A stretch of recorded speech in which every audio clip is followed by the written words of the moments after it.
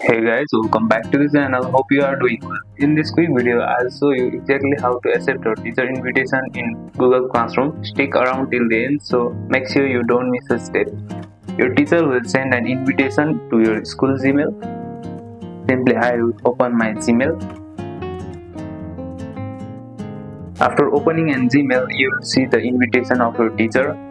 It's invited you to join English class A, and simply click on join class.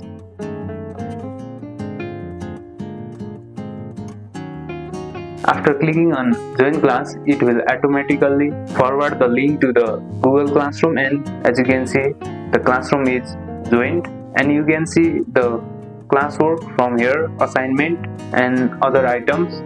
You can also go directly to Google Classroom. If your teacher has invited you, you will see a join button on the class card on your dashboard. And that's it, you have successfully joined the class.